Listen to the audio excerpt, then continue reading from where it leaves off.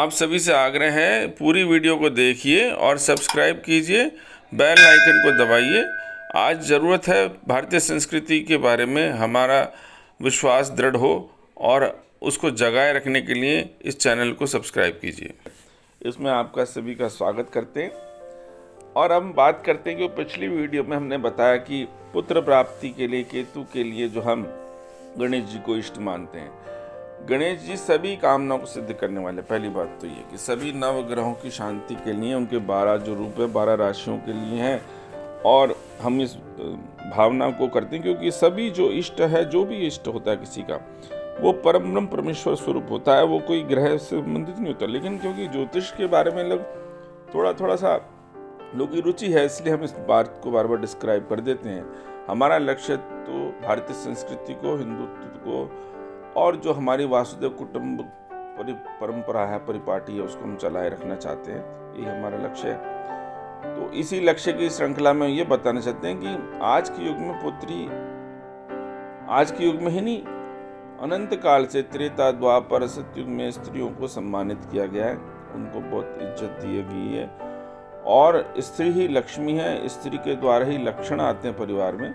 यदि पुत्रियां ना हो तो व्यक्ति व्यभिचारी हो जाता है, उसको दूसरों का बारे में चिंता खत्म हो जाती है। स्त्रियां जननी है, जन्म भूमि है और हमारे जो स्वर्ग को लेके आरूढ़ कराने में सहयोग देने वाली धर्म पत्नी है।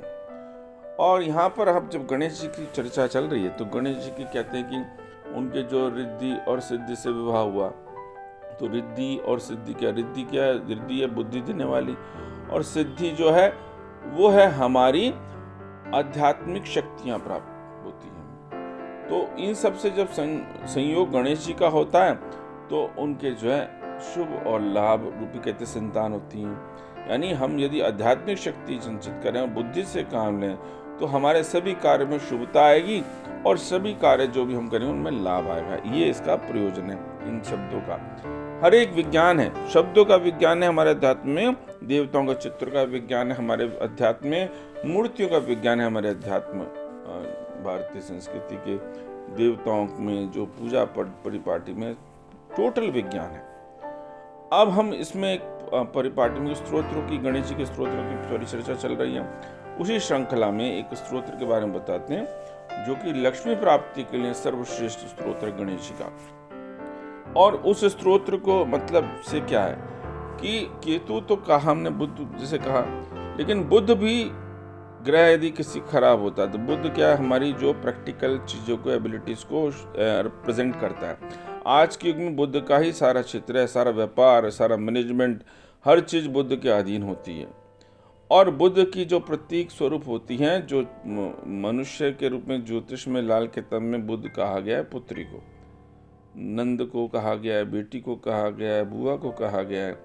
तो बुध जो है वो हमारे ग्रह यदि खराब होता है तो उसमें भी गणेश जी की उपासना करी जा सकती है और उसमें लक्ष्मी की आह्वान करते, लक्ष्मी रूप का आह्वान करते हैं, लक्ष्मी की प्राप्ति करते हैं उसके द्वारा, गणेश जी की उपासना के द्वारा। इसने हरी हरी दुर्भा चढ़ती है, गणेश जी को घास चढ़ती है और उनको जो है मोदक लड्डू भी चढ़ता, आनंद रूप जो प्रतीक स्वरूप है।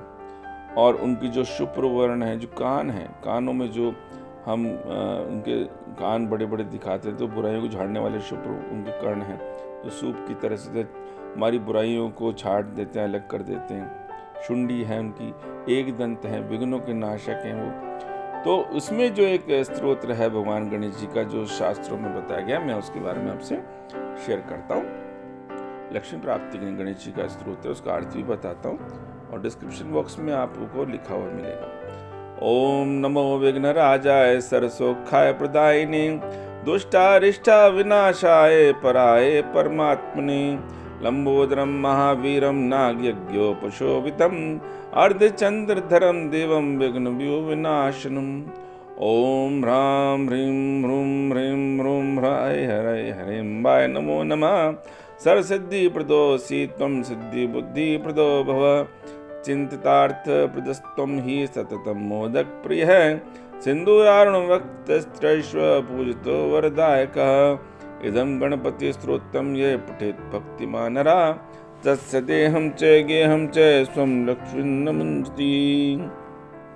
संपूर्ण सुखों को देने वाले सच्चिदानंद स्वरूप विघ्नराज गणेश जी को हम नमस्कार करते हैं, जो सभी प्रकार के दुष्ट और अरिष्ट ग्रहों को नाश करने वाले हैं, परमात्मा हैं। और गणपति जी वैसे हैं जो कि सभी प्रकार के जो है सुखों की खान है। हे महापराक्रमी लंबोदर, आपने जो यज्ञोपवीत धारण कर रखा, नाग यज्ञोपशुभ, नाग को भी आपने, सर्प को भी अपना शुभता का, कर्मों का प्रतीक बना करके, क्योंकि बिगटे आपकी जो उत्पत्ति हुई भगवान की, कहते हैं ना गणेश जी की उत्पत्ति क्यों होती? ऋषि मुनि हवन तपस्या करते थे, तो क्या था कि उनकी हवन तपस्या में बाधाएं होती थी, तो वो बाधाएं राक्षस दुष्ट जन करते थे, हमारे कामों में अड़चने जो पैदा करते हैं।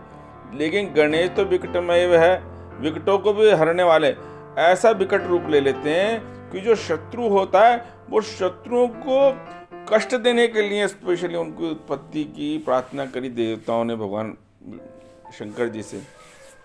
और उसको करने से क्या हुआ? उसको करने से यह हुआ कि गणेश जी जो हैं उन्होंने अपना स्वरूप लिया। वहाँ पराक्रमी जो यज्ञोपवीत से इनके नाग यज्ञोपशोभितम है, नाग को धारण करने का मतलब विकटमेव भी मैंने बताया, विकटमेव कहा गया गणेश जी को। तो शत्रुओं को भी तंग करने वाले, उनकी उत्पत्ति शत्रुओं को, राक्षसों को तंग करने के लिए उत्पन्न हुए भगवान गणेश जी, और ऐसा परम ब्रह्म स्वरूप में उत्पन्न हुए, और उनको जो है सबने अपना गणनायक बनाया। ये ऐसी कहानी है। तो नाग को भी उन्होंने यज्ञोपवीत बना रखा है। अपने कंधे पे हम यज्ञोपवीत धारण करते हैं शुभता का, और अपने कर्मों को याद करने के लिए यज्ञोपवीत, हम जब कहते हैं ना हमारे यहाँ संस्कार कर्म होता है, बीज बनाते हैं, द्विज यानी हमको 2 जन्मों का जिम्मेदारी दी जाती है, संसार की और अपने हित के लिए।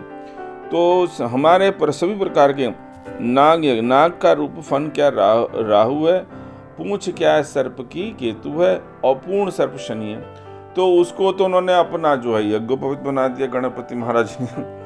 और अर्ध चंद्र धर्म, उन्होंने आधा चंद्र जो क्षीण चंद्रमा, उसको उन्होंने धारण कर रखा है।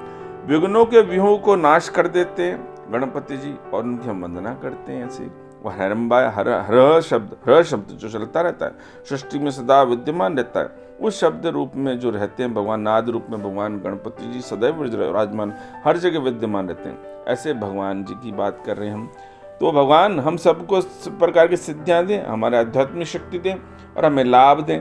और शुभ और लाभ जो है वो आपके पुत्र हैं, और आपकी पुत्री क्या? संतोष। जब शुभ लाभ होता है आपको संतोष होना जरूरी है। संतोष होगा, संतोषी होगी तो पुत्री होगी, पुत्री होगी तो आपके घर में आपको सेटिस्फेक्शन मिलेगा। बेटी होंगी तो आपके घर में संतुष्टि होगी, खुशहाली होगी, आपको आनंद मिलेगा। जब तक संतोष नहीं होगा तो आपका जन्म सफल ही नहीं होगा। आपकी लेशनाएं, इच्छाएं खत्म ही नहीं, कामनाएं कभी खत्म नहीं होगी। तो संतोषी होना जरूरी है। संतोषी तभी हो सकते हैं जो संतोषी माता रूप में बुद्ध का जन्म हो आपके घर में, है ना। तो बेटी जो है वो बुद्ध हैं, और वो संतोषी माता का प्रतीक हैं। तो ऐसे भगवान गणेश जी जो है संतोषी माता की भी कृपा दिला देते हैं, उनसे मांगते हैं कि अपनी बेटी की कृपा हम पर डालें प्रभु। तो आप सब प्रकार से जो देते हैं, संतोष भी देते हैं आप ही।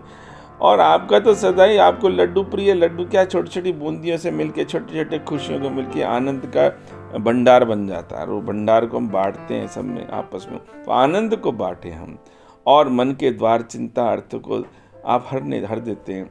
आप जो भी व्यक्ति भक्ति भाव से भगवान से स्तुति करता है, गान करता है, स्मरण करता है, उनके चित्र का ध्यान करता है, मनोभाव उसके अच्छे पैदा होते हैं, उसकी क्रियाएं, उसकी कर्तव्य की दिशा सही हो जाती है, उसका लक्ष्य सध जाता है, उसका इष्ट उसको प्राप्त हो जाता है। तो इस प्रकार से गणेश जी की हमने छोटी छोटी स्थितियाँ बताई।